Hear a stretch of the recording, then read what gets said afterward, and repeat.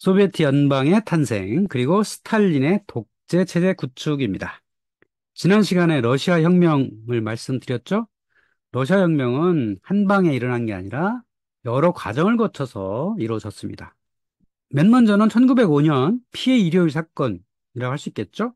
상트페테르부르크의 시민들이 들고 일어나서 겨울궁전 앞에 가서 짜르한테 여러 요구를 했죠. 근데 그 짜르가 시민들한테 발포를 함으로써 1000명 이상의 사상자가 발생을 했고, 그때 이후에 러시아 재정은 혼란기를 겪다가 1917년 2월에 와서 본격적으로 시민들이 황제를 몰아낸 그 사건, 그게 바로 2월 혁명이죠. 그레고리력으로는 3월에 락 때문에 3월 혁명이라고도 하고요. 당시 러시아는 율리우스력을 썼기 때문에 2월 혁명 이렇게 부르죠.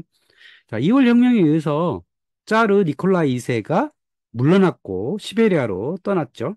그리고 나서 임시정부가 8개월 동안 있다가 10월쯤에 레닌과 볼셰비키가 군대를 조직해가지고 임시정부를 몰아내고 사회주의 정부를 세운 것. 이게 바로 10월 혁명 또는 볼셰비키가 했다 그래서 볼셰비키 혁명이라고 하죠. 이때 바로 볼셰비키가 주도했던 사회주의 혁명이 등장을 하게 됩니다.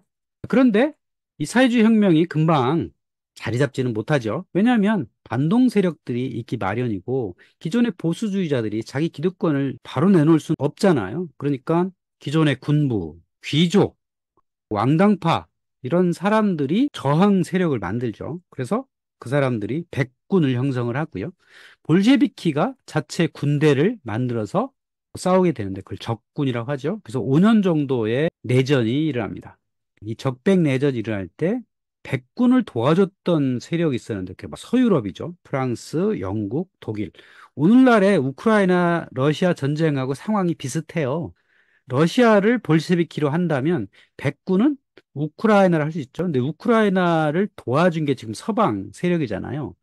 그러니까 지금 러시아 사람들도 이 과거를 알고 있는 거예요. 외세가 지금 도와줘서 싸우고 있는 5년간 일어났던 적백 내전이라고 하는 거예요. 그러다가 이 볼셰비키가 승리를 거두고 본격적으로 러시아 사회민주주의 노동당, 바로 볼셰비키의 독재 체제로부터 소련이 시작되게 됩니다. 드디어 소비에트 사회주의 공화국 연방이라는 이름을 가진 우리가 약자로 소련이라고 부르는 국가가 탄생을 합니다. 이 국가의 구호는 노동자여 단결하라 라는 걸 내세웠고요. 1922년 12월 30일에 창건을 해서 1991년 소련이 붕괴될 때 사라지게 되죠. 그리고 각 나라가 독립을 해서 오늘날처럼 러시아, 우크라이나, 벨로루시, 카자흐스탄, 우즈베키스탄 이런 나라들로 나누게 되는 겁니다. 러시아를 포함해서 그 위에 상위 국가의 형태가 소비에트 사회주의 공화국 연방입니다. 바로 소련이라고 하는 겁니다. 소련은 이렇게 생겼죠. 연방 소비에트 공화국 안에는 러시아가 있죠. 물론 러시아의 지분이 한 70% 정도는 되지만 다른 나라들도 있었던 거예요. 자치연방 공화국들이 있었던 겁니다. 우크라이나, 벨로루시, 아제르바이잔, 아르메니아, 그루지아, 극동공화국 이것들이 소비에트 연방 공화국을 구성을 했고요. 거기에 가장 큰 지분을 가진 러시아 내에는 자치공화국들이 있죠. 투르게스탄, 타타르스탄, 다게스탄, 크림 타타르, 야쿠트, 비시키르 같은 오늘날에도 이 러시아 내에 이런 자치공화국들이 있어요. 그러니까 러시아 내에 자치공화국이 있고 러시아를 포함한 여러 나라들이 이렇게 소비에트 공화국을 형성을 한 게 바로 소련이라고 할 수 있죠. 이 소련은 1922년부터 1991년까지 유지가 됐다라는 겁니다. 그 소련이라고 하는 나라의 정치 체제는 이렇게 생겼죠. 맨 기반에는 각 나라별 소비에트가 있겠죠. 소비에트라고 하는 건 원래 그러니까 연합회라는 이름을 가진다 그랬죠. 그 소비에트라는 게 일종의 당이에요. 각 지역의 소비에트가 그 나라를 지배하죠. 그러니까 러시아 소비에트는 러시아를 지배하고 우크라이나 소비에트는 우크라이나를 지배하는 이런 형태가 있고 그 위에 이 소비에트의 인원들이 뭉쳐서 만든 소련 공산당 중앙위원회라는 게 있고요. 그 중앙위원회에 정치국을 형성하는 이런 형태가 되는 겁니다. 그러니까 민주주의 사회라면 이 소련 공산당이 있고 자유당이 있고 노동당이 있고 그렇게 해서 투표를 거쳐서 정권을 잡는 체제라면 이런 사회민주 공화국에서는 이 소련 공산당 볼셰비키가 일당 독재 형태로 지배하는, 그리고 그 안에는 이 정치국이 있어서 정치국의 리더들이 나라를 이끌어가는 이런 형태를 갈 수가 있겠죠. 오늘날의 사회주의를 표방했던 여러 나라들이 이런 형태를 갖고 있죠. 중국 공산당도 이렇게 중앙위원회가 있고 그 위에 상임위원회가 있어서 그 상임위원회 사람들이 집단지도 체제를 형성하는 형태로 운영이 되었다는 거죠. 그 시초는 바로 이 소련으로부터 출발했다라고 볼 수가 있겠죠. 그래서 레닌이 1922년도에 지배층 형태를 구성하면서 볼셰비키 지도부를 이렇게 만들었는데, 레닌이 원한 것은 어떤 특정 개인이 운영하는 독재가 아니라 현명한 리더들의 집단 지도 체제를 형성하기를 바랬죠. 물론 레닌은 워낙 빨리 죽었기 때문에 이런 생각만으로 그랬고, 이론상으로 이렇게 정치국에서 여러 현안들을 토론해 가면서 거기서 의사결정을 하는 집단 체제를 구상 정도를 한 것 같아요. 그러니까 대표적으로 레닌, 뭐 트로츠키, 스탈린, 지노비에프, 카메네프 같은 사람들이 이 정치국 위원이 돼가지고 합의제 형태로 가는 거를 생각을 한 거죠. 근데 실현을 한 적은 없습니다. 물론 레닌이 탁월한 지도자로서 있었기 때문이죠. 레닌이 오래 살았다면 과연 이렇게 집단 지도 체제를 갔을까? 뭐 그런 의문이 들기도 합니다. 자, 하지만 레닌은 생각만 그렇게 했고 그걸 실현하기도 전에 갑작스럽게 퇴장을 하게 됩니다. 1922년 4월경에 뇌졸중이 일어나서 권력에서 밀어나기 시작해요. 근데 자기가 뇌졸중이 일어나기 얼마 전에 혹시 다음 후계를 생각을 해서 스탈린을 볼셰비키 총서기로 임명을 합니다. 총서기라고 부르기도 하고 제1석이라고 부르기도 하고, 어쨌든 우리는 서기라고 번역을 하잖아요. 행정부의 수반 같은 거예요. 이 볼셰비키를 운영할 사람이 필요하니까, 그래서 자기가 가장 신뢰하는 인물로서 스탈린을 임명을 하게 되고, 또 레닌은 두 번에 걸쳐서 뇌졸중이 일어났고 1924년 1월 21일 레닌이 사망을 하게 됩니다. 레닌과 스탈린의 관계를 보면 이렇습니다. 아마도 1900년부터 1903년 사이에 스탈린은 레닌을 만난 것 같아요. 그리고 레닌을 적극 지지해서 볼셰비키의 강력한 일원이 됩니다. 그리고 1917년 2월 혁명 이후에 볼셰비키 중앙위원이 되고요. 17년 4월부터 10월 사이에 임시정부가 있을 때 이 스탈린이 역할을 굉장히 많이 합니다. 이때 레닌은 핀란드로 피난을 갔었거든요. 그래서 이런 상황들을 계속 지켜보게 됩니다. 혁명이 어떻게 이루어지는지 보다가 10월쯤에 핀란드에 있는 레닌한테 연락을 해서 들어오라 그래요. 그래서 레닌이 들어와서 볼셰비키 혁명을 하게 된 겁니다. 그러니까 10월 혁명의 주도적 역할을 한 사람이 스탈린이라고 볼 수 있는 거예요. 그리고 1920년 4월에 볼셰비키 제1서기가 됐고요. 레닌이 스탈린이라는 사람을 이 당을 운영하는 제1서기 또는 총서기에 임명을 했는데 이게 상당히 불안했나 봐요. 그래서 이런 유언장 같은 걸 남깁니다. 스탈린은 총서기로 선출된 후 특별한 권한을 자신에게 집중시켰다. 나는 스탈린이 그러한 권력을 주의 깊게 이용할 거라고 확신할 수 없다. 스탈린은 너무 거칠다. 그래서 나는 동무들에게 이 직책에서 스탈린을 교체하는 것을 권한다. 더 관대하고 더 충성스럽고 더 관대하며 변덕이 적은 사람을 총서기로 임명할 것을 권한다. 레닌이 공산당 내에 서한을 보냈는데 뇌졸중으로 별장에 있을 때거든요. 이런 자기 생각을 글로만 써서 갖고 있었고 그거를 밖으로 내보내려고 이제 보내긴 했으나 실제로 공산당 내에서 이거 읽힌 적은 없어요. 어쨌든 마음은 굉장히 불안했나 봐요. 그 불안한 이유가 보면 어찌 보면 자기랑 가장 비슷했기 때문이 아닌가 그런 생각이 좀 들어요. 그렇다면 스탈린은 누구였나라면 보시면 이렇습니다. 1924년부터 53년까지 우리는 이 사람을 서기장이라고 알고 있잖아요. 공산당 서기장. 그러니까 서기 또는 총서기가 당시에는 그렇게 큰 권력자가 아니었는데 이 사람이 24년부터 최고 권력자를 쥐었기 때문에 우리가 이제 서기장을 최고 권력자로 우리가 해석해서 알고 있는 거죠. 그리고 중요한 건 트로츠키와의 권력 투쟁에서 승리했기 때문에 최고 권력자가 되었고요. 이 사람에 대해서는 긍정평가와 부정평가가 있는데요. 물론 외부 세계는 다 이 사람을 부정평가를 하고 있죠. 소련이란 나라를 독재국가로 만들었고 그런 과정에서 수백만 명을 숙청하고 죽인 살인마라고 평가되어 있죠. 근데 이 러시아 사람들 아니면 소련 사람들은 소련을 초강대국으로 만든 지도자였다 이렇게 평가했다고 해요. 물론 이 사람이 물러난 이후에 이 사람에 대한 우상화 작업을 이제 후계자 후르쇼프가 많이 제거를 하고 격화시키긴 했지만 과거를 이렇게 회상하기를 좋아하는 사람들은 러시아라고 하는, 소련이라고 하는 아주 낙후된 농업국가를 최고의 강대국으로 만든 이 사람이 아니었느냐라고 평가를 하기도 한다는 거죠. 이 사람은 1978년생이고요. 1953년까지 살았고요. 본명은 이우세프 베사리오니스 주가슈빌리였어요. 이름이 좀 특이하죠? 슬라브인 같지 않죠? 그렇죠. 이 사람은 슬라브인이 아니었습니다. 바로 조지아 출신이고요. 고리시에서 출생을 했고 트빌리시에서 신학교를 졸업했습니다.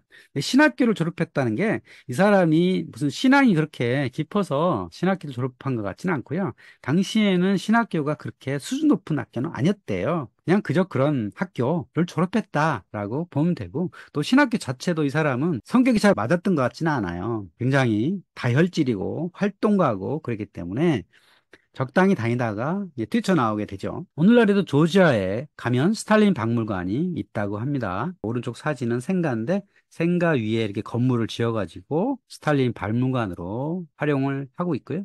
조지아 사람들 입장에서는 소련의 최고 지도자였기 때문에 이 사람의 평가가 긍정적이든 부정적이든 조지아란 나라의 이름을 빛낸 건 분명하니까 이렇게 박물관을 만들어서 손님들을 맡고 있는 거죠. 이 사람은 행동파 혁명가였습니다. 20대 카프카즈 지역, 그러니까 조지아나 아르메니아, 아제르바이잔 지역의 볼셰비키에 주도적 활동을 했던 인물이었고요. 이 사람의 가장 잘했던 건, 볼셰비키한테 인정받았던 것은 혁명 활동을 하려면 돈이 있어야 되잖아요. 그 돈을 조달을 잘한 거예요. 어떻게? 은행 강도를 아주 잘했다는 겁니다. 은행 털이를 많이 해가지고 이 혁명 활동에 도움을 주는 그런 역할을 많이 했고, 그러다가 번번이 잡혀가지고 7번이나 시베리아로 추방되었지만 번번이 탈출했습니다. 제정 러시아 때는 시베리아 유형소가 굉장히 많았는데 이 관리가 허술했대요. 그래서 쉽게 탈출을 했다고 합니다. 근데 나중에 스탈린 시대에는 탈출할 수 없을 정도로 타이트하게 했다는 거죠. 이 스탈린이 시베리아로 갔었을 때는 허술했기 때문에 번번이 탈출해가지고 이 볼셰비키의 활동을 활발하게 했다는 거죠. 또 스탈린은 글재주가 있었습니다. 스탈린이 독서를 굉장히 많이 하기로 유명한 사람이었습니다. 최근에 러시아에서 한국인으로 귀화한 일리아라는 교수가 있죠. 수원대 교수. 그 사람의 이야기를 들어보니까 러시아 지도자들은 책을 굉장히 많이 읽었대요. 집에 뭐 서재가 있는 건 기본이고 웬만한 지식인들은 책을 굉장히 많이 읽었다고 합니다. 사실 공산당 지도자들이 책을 많이 읽지 않고는 토론하기도 어렵고 그렇기 때문에 중국 공산당의 지도자들도 마찬가지고 독서를 열심히 하는 건 사회주의 쪽의 지도자들의 일반적인 성향이기도 해요. 또 스탈린은 글재주도 상당히 있어가지고 1912년에 혁명세력 기관지 프라우다를 창단을 했습니다. 상트페테르부르크에서 이거를 시작을 했고 이때부터 스탈린이라고 하는 가명을 쓰기 시작했습니다. 스탈이라는 말은 러시아로 강철을 의미하는데요. 징기스칸의 원래 이름이 테무친이거든요. 테무친도 강철이라는 뜻이고요. 이 중앙아시아 이런 데서 이 강철이라는 이름이 굉장히 많이 쓰여요. 주가시빌리라는 성이 좀 생뚱맞잖아요. 러시아 쪽에 활동하기에는 좀 불편하니까 스탈린이라고 하는 가명 또는 필명을 써가지고 활동을 했던 것 같습니다. 스탈린은 레닌하고 성향이 잘 맞는 그런 사람이었던 것 같습니다. 그래서 레닌을 적극적으로 도왔고요. 2월 혁명에서 10월 혁명 사이에 레닌을 적극적으로 지지하게 되고 볼셰비키의 행동파로 많이 알려졌습니다. 그러다가 1922년 4월 건강이 악화한 레닌이 급하게 그를 제1서기로 임명을 하게 되고요. 앞에서 말씀드린 것처럼 제1서기는 당의 행정을 담당하는 또는 인사를 담당하는 그런 사람이었습니다. 그러니까 최고 권력자는 그때까지는 아니었던 거예요. 그러다가 나중에 서기장 또는 청서기가 최고의 권력자로 이제 변해가는 거죠. 이 사람에 의해서. 그런데 이 사람은 행동파였고 혁명을 일으키는 주도적인 역할을 했는데 단점도 있었죠. 소수민족 출신이라는 거죠. 조지아라고 하나 변방 출신이기 때문에 이 볼셰비키의 주도 세력이었던 공부 좀 했던 이 먹물들한테는 그렇게 인정받는 사람은 아니었던 거죠. 그런데 레닌 입장에서 보기에 이 사람은 워낙 성실하고 행동파고 혁명을 일으키는데 주도적으로 했기 때문에 자기랑 잘 맞는 사람이기도 했죠. 그래서 제1서기로 임명을 했는데 그러다 보니까 이 사람이 이렇게 행동파고 주도적이고 열성적이고 하다 보니까 다른 사람들하고 잘 지내지 못할 그런 성향이 있어 보였다는 거죠. 음흉한 면도 분명히 있었을 거고요. 이 사람이 뒤에 다른 사람들과 정치 투쟁을 하는 거 보면 상당히 책략이 능한 그런 사람이니까 레닌 입장에서는 그게 두려웠던 것 같습니다. 스탈린이 제1서기가 돼서 레닌의 후계자처럼 돼 갈 때 강력한 경쟁자가 있었죠. 트로츠키라고 하는 유명한 인물이 있었죠. 레프 다비도비치 트로츠키. 이 사람은 러시아 혁명할 때 최고의 이론가로서 알려진 인물이죠. 마르크스 공산주의에 충실했던 아주 인물이고 소련 군사혁명평의의 주석이었습니다. 레닌의 유언장에 의하면 이렇게 나오죠. 오만하고 독단적이지만 중앙위원회에 가장 적합한 인물이다. 어찌 보면 레닌 입장에서 후계자로 이 사람을 세우면 가장 그럴듯한 모습이 아니었을까. 그런데 레닌이 보기에 이 사람은 독단적이어서 후계자로 하기에는 또 어려움이 있었던 거예요. 자, 그러면 트로츠키라는 사람은 어떤 사람이냐? 붉은 군대 창설자이자 이론가였습니다. 그러니까 1917년 10월 혁명을 할 때 이 사람이 혁명에 가담하는 군인들을 모아서 군대를 조직을 해요. 그래서 이 사람이 붉은 군대 창설자로 이름이 남게 된 거고요.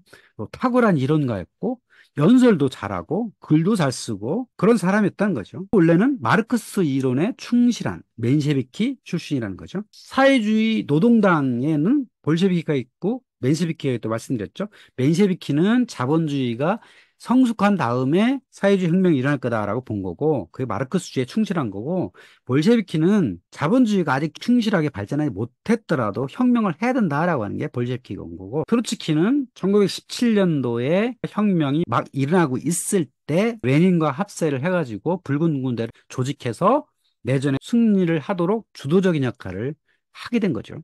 어찌 보면 트로츠키는 레닌의 부하라기보다는 레닌과 연합한 세력이라고 할 수가 있어요. 그러다 보니까 이 사람은 강점과 한계를 갖고 있게 되죠. 자, 강점은 뭐였냐? 이 사람은 붉은 군대를 창설한 사람이기 때문에 군대에 그에 충성한 이들이 굉장히 많았다는 거죠. 그리고 스탈린이 총서기에 올랐다 하더라도 군권을 쥔 사람이 제일 힘 있는 사람이거든요. 그러니까 스탈린이 이 트로츠키를 절대 무시할 수 없는 그런 사람이었고 즉시 혁명을 주장한 레닌과는 상당히 다른 유형이었고 상당히 이론가였다. 이게 강점이었다면 단점 뭐 있냐? 거만하고 잘난 척하는 그 성격이 있었다. 워낙 이론가였고 공부를 많이 했고 좋은 집안 출신이었고 스탈린과 상반된 이런 사람이었다는 거죠. 그런데 약점이 큰 게 있었죠. 이 사람은 유대 혈통을 가진 유대인이었습니다. 레닌도 유대 혈통이었죠. 어머니가 유대 혈통인데 어머니가 정교회로 개종을 했어요. 레닌도 개종을 했기 때문에 개종이 아니죠. 레닌이 이미 태어날 때부터 정교회인으로 태어난 거니까 레닌은 유대인의 혈통을 가졌지만 유대인의 정체성은 없었던 거고 트로츠키는 아예 유대인이었던 거예요. 어찌 보면 이 혁명가 내에서 소수인이잖아요. 그러니까 지도층이 되기엔 지배자가 되기에는 약점도 물론 있었다라고 볼 수가 있겠죠. 레닌이 지금 뇌졸중으로 요양원에 있어요. 전혀 권력을 하고 있지 못합니다. 그런데 지금 제1서기에 스탈린에 앉아 있습니다. 혁명가들 내에서 가장 신망을 받는 사람은 누구였냐면 바로 국방위원회 주석 트로츠키였다. 신망도 있을 뿐더러 군대를 쥐고 있기 때문에 가장 힘이 셌다고 할 수 있죠. 그래서 스탈린은 트로츠키를 몰아내기 위해서 자기만의 힘으로는 안 되니까 세 명이 연합을 합니다. 카메네프, 지노비에프란 사람이죠. 이 카메네프는 모스크바 소비에트 의장이었고 지노비에프는 코민테른 집행위원장이었습니다. 그러니까 스탈린하고 카메네프하고 지노비에프는 레벨이 비슷했던 거예요. 스탈린은 행정부 장관, 카메네프는 모스크바 시장, 지노비에프는 외무부 장관 뭐 이 정도 되는 겁니다. 그리고 트로츠키는 국방장관 이렇게 보면 돼요. 그러니까 네 사람이 권력이 비슷했다. 그런 상황에서 이 전략에 능한 스탈린이 두 사람과 연합을 해가지고 트로츠키를 몰아내는 공작을 한 거죠. 그래서 트로츠키가 1923년 말에 당 중앙위원회에서 이렇게 연설을 하는데요. 정치국 안에 또 정치국이 있고 중앙위원회 안에 또 중앙위원회가 있다. 이오시프 스탈린, 레프 카메네프, 그리고리 지노비에프 트로이카가 나라를 방치고 있다. 이 세 사람이 연합해서 트로츠키를 계속 공격을 하니까 이런 연설을 하게 된 겁니다. 트로츠키가 주장한 것 중에 하나는 이런 게 있었어요. 러시아 제정시대에서 혁명이 일어나서 사회주의를 변하잖아요. 자, 사회주의 시대는 어떤 시대죠? 제정시대에는 교회, 성직자, 귀족, 짜르 이런 사람들이 지배층이고 그 밑에 군인, 농노, 노동자 이렇게 계층화가 되어 있었잖아요. 근데 사회주의 혁명이라서 사회주의 시대가 되면 어떤 시대가 되는 거죠? 노동자가 주인이 되는 세상이다. 계급이 없는 평등한 사회다. 이거를 주장을 한 거죠. 그래서 지금 혁명이 어느 정도 진행이 됐고 귀족들은 다 없어졌고 농노제도 없어졌고 교회의 힘은 약해졌고 평등한 사회로 이루어져 가고 있어요. 그래서 사실 사회주의는 민주주의가 기본이에요. 그래서 민주주의자를 붙이죠. 중국도 민주주의라고 붙이고요. 뭐 북한의 명칭 민주주의라는 거 붙이죠. 원래 사회주의는 민주주의가 기본이라는 거죠. 그런데 이 민주주의는 국가의 계급이 없는 평등한 사회뿐만 아니라 중앙위원회나 정치국 내에서도 민주주의가 이루어져야 한다. 민주주의라는 게 뭐죠? 지도자들 간의 토론을 거쳐서 의사결정이 되어야 된다. 이런 것들을 해야 되는 게 이 정치 내 민주주의인데 그런 것들이 점차 무너지고 있다. 이런 거예요. 왜냐하면 특정 사람들에 의해서 의사결정이 되고 당이 흘러가고 있다. 이런 것들을 트로츠키는 민주주의가 위협받고 있다라고 얘기를 하고 있는 겁니다.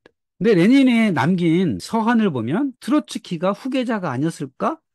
근데 딱히 트로츠키의 후계자라고 말한 적은 없어요. 애매하게 얘기한 거죠. 스탈린은 제1서기로 활동을 하게 되는데 그 권력을 마음대로 사용할 가능성도 높다. 그런데 트로츠키는 중앙위원회에서 적합한 인물이고 이 사람이 아마 민주적으로 잘 운영할 사람인 것 같긴 하다. 하지만 그는 과도한 자만심이 있고 문제를 순수하게 관리하는 측면에 몰두하는 경향이 있다. 여기에 이 사람의 약점이 있죠. 순수하게 문제를 관리한다. 말하자면 마르크스주의를 그대로 이 러시아 사회에 적용시키려고 하는 어찌 보면 순수한 면이 있다라는 거죠. 그런 위험성이 있다. 이렇게 생각을 한 거죠. 그래서 이렇게 편지를 써가지고 이 공산당 중앙위원회로 보내려고 했는데 문제는 1922년 4월 이후에 제1서기를 맡고 있던 스탈린에 의해서 웬만한 사람들이 스탈린의 수족으로 계속 바뀌고 있었습니다. 특히 세 명의 트로이카 있었죠. 이 트로이카 중심으로 사람들이 바뀌다 보니까 이런 편지나 또는 레닌의 생각들이 다른 볼셰비키 당원들한테 전달되지 않게 됩니다. 그리고 서기장 스탈린과 정치국원들은 이 편지를 대외적으로 공개하지 않기로 합니다. 물론 나중에 레닌의 아내에 의해서 이 편지가 공개되긴 하지만 그렇다고 해서 이 스탈린을 제1석에 적합하지 않다라고 꼭 집어 얘기한 건 아니에요. 여러 사람들의 평가를 이게 이루어진 거죠. 그러니까 레닌이 급하게 이 뇌졸중에 걸리고 하면서 후계자를 확실하게 정하지 못하고 죽은 거는 사실인 거죠. 심정적으로 트로츠키를 후계자로 이렇게 한 건지 그건 알 수는 없어요. 어찌됐든 스탈린과 트로츠키 간의 치열한 뭐 이론 대립, 사상 검증 이런 것들이 있었죠. 그중에서 가장 많이 이론이 대립된 건 이겁니다. 일국 사회주의론과 영국 혁명론입니다. 자, 영국 혁명론부터 하면 이거는 마르크스가 주장했던 뭐 그런 거죠. 러시아 홀로 사회주의 혁명은 불가능하다. 사회주의 혁명은 전 세계가 사회주의 국가로 이루어져야 혁명이 가능하다. 그러니까 지금 러시아만 혁명이 이루어졌으니 서유럽 여러 나라들도 혁명을 하도록 도와야 한다. 그래서 러시아 혁명이 유럽 혁명으로 이어져야 한다라고 말한 거죠. 그러니까 영속적으로 지속성 있는 혁명을 추구해야 한다. 그래야만 사회주의 혁명이 완성될 수 있다. 그래서 인터내셔널이라고 하는 조직도 만들죠. 코민테르라는 조직을 만들어서 사회주의를 퍼뜨리는 이런 활동을 해야 한다라고 주장하는 게 영구 혁명론입니다. 이게 트로츠키의 주장이죠. 물론 이건 마르크스주의에 충실한 주장입니다. 그런데 스탈린은 이렇게 주장합니다. 일국 사회주의론이에요. 지금 러시아 또는 소련이 혁명이 일어나긴 했지만 여전히 가난한 나라다. 언제 자본주의가 충실하기를 기다리겠느냐. 어서 빨리 소련만이라도 생산력을 증대시켜야 한다. 그래서 자본주의가 활성화되도록 만들어야 한다. 그런 과정에서 자본주의를 건너뛰고 사회주의 또는 공산주의로 가야 되고 다른 나라에 간섭할 때가 어디 있느냐, 그럴 기회가 어디 있느냐, 다른 나라 혁명에 간섭하지 말고 소련의 발전에 중심을 둬야 한다. 이게 바로 스탈린의 주장이었습니다. 어찌 보면 스탈린의 생각이 옳다고 볼 수도 있죠. 트로츠키의 주장은 이론화된 이상적인 주장이라 한다면 스탈린은 상당히 현실적인 주장이라고 할 수 있죠. 지금까지 레닌이 일으켰던 혁명부터 한 4, 5년간의 내전을 거치면서 스탈린의 주장이 러시아사회 또는 소련사에 먹히고 있었던 거죠. 결국은 이 트로츠키는 권력 투쟁에서 물러나게 됩니다. 1924년 5월에 13차 당대회에서 트로츠키를 해당 분자, 분파주의자, 뿌띠 부르주아적 편향주의자로 비난, 그리고 다음해 1월에 트로츠키는 국방인민위원회 의장직에 사임하게 됩니다. 하지만 트로츠키를 시베리아로 유형 보낸다거나 아니면 죽인다거나 그러진 못해요. 트로츠키는 국방위원회 의장은 아니어도 이 군인들의 지지를 받고 있었고 이론가였고 혁명가에서도 상당히 우수한 인물이었기 때문에 권력에서는 내보냈지만 여전히 권력이 살아있는 사람이었죠. 그래서 트로츠키의 주변 인물들만 계속 숙청하고 트로츠키는 고립시키는 방향으로 가게 됩니다. 다음 차례는 같이 함께 했던 2인방이죠. 카메네프, 지노비에프를 몰아내게 됩니다. 이때도 혼자서 두 사람을 상대해서 몰아낼 수는 없었어요. 그래서 부하린이라고 하는 사람과 함께 이 두 사람을 당에서 추방시키고요. 4년 후에 트로츠키는 시베리아로 추방을 보내게 됩니다. 결국은 트로츠키는 해외망명을 하게 되는데 해외망명 전에 시베리아를 먼저 추방을 됩니다. 한 1년 정도 있다가 1929년 해외로 추방을 하게 되는데요. 해외로 추방을 하면 이 사람이 어찌 보면 정치범이잖아요. 이게 정치범을 누가 받아줘야지 갈 수 있거든요. 먼저 터키에서 당시에 아타투르크가 지배하고 있을 시절이죠. 그래서 터키에서 받아주겠다. 그래서 터키로 맨 먼저 갑니다. 여기다가 계속 스탈린이 압력을 넣어가지고 이제 프랑스로 갑니다. 프랑스에 갔다가 여기서 오래 머물지 못하고 그 다음에 노르웨이에서 받아준다 해서 노르웨이로 가요. 독일에도 체류한 적도 있고요. 노르웨이에서는 이 사람이 할 수 있는 유일한 무기는 글 쓰는 거죠. 이 사람은 워낙 이론가였기 때문에 이 공산혁명에 대해서 이론적인 글을 쓰고 책을 만들고 하게 됩니다. 또 노르웨이에서 있었는데 여전히 압력이 오니까 여기서 다시 아메리카로 가는데 원래는 미국이나 캐나다 같은 데 가고 싶었지만 거기서 받아주질 못해가지고 멕시코에서 유일하게 받아줘서 멕시코로 가게 되죠. 멕시코에서도 열심히 소련 공산당을 비난한 글 같은 걸 많이 쓰게 됩니다. 트로츠키는 전 세계 이 공산당원들한테 상당히 인지도가 높은, 상당히 존경받는 그런 인물이었기 때문에 뭐 이 사람의 영향력을 얻으려고 하는 사람들이 많이 찾아왔고 그런 활동들을 많이 하게 되는데 이제 그러다 보니까 스탈린이 그냥 놔둘 수 없잖아요. 암살단을 보내기도 했는데 이 사람이 멕시코에 있으면서 제 인터내셔널이라는 걸 만들기도 합니다. 자, 인터내셔널이라는 것은 이 공산주의 또는 사회주의를 전 세계로 퍼뜨리는 그거죠. 지금 사회주의 국가는 소련밖에 없으니까 소련에서 지속적으로 서유럽이든지 아니면 아메리카든지 계속 사회주의를 퍼뜨리기 위한 단체. 이게 제3 인터내셔널이 코민테른이었다면 제4 인터내셔널을 1937년 멕시코에서 트로츠키가 만들었다는 거죠.